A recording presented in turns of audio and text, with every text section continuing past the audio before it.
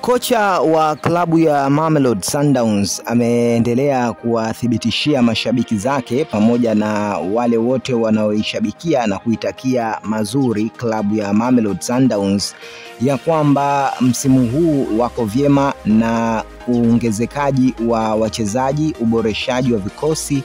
pamoja na strength ambayo timu ya Mamelodi Sundowns sasa hivi iko, basi ni viwango ambavyo vinahakikisha ushindi kama siku zote ambavyo wamekuwa ni watu wa ushindi na wamekuwa ni watu ambao wanawapa burudani na kuwapa furaha mashabiki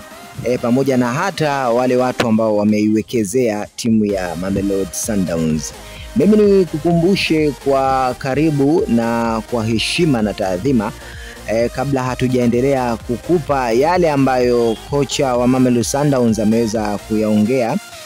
hakikisha kwanza umejiunga nasi hapa kwa kugusa maandishi mekundu hapo chini yaliyoandikwa subscribe, ili usipitwe na kuachwa na habari muhimu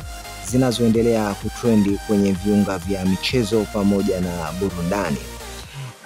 Kwa upande wa kocha wa Mamelodi Sundowns amezungumza mengi, lakini pia ameweza kuigusia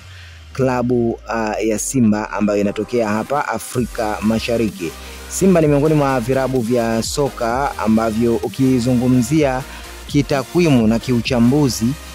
imefanya vyema na imeshikilia bendera ya heshima kwa muda mrefu. Ukitazama record ambazo klabu ya Simba wameweza kuzishikilia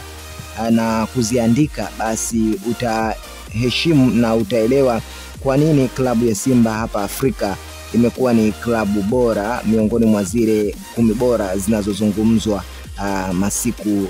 yote. Sasa klabu ya Simba kutokana na namna ambavyo ameanza kwenye mfumo na katika michuano hii ya mabingwa barani Afrika,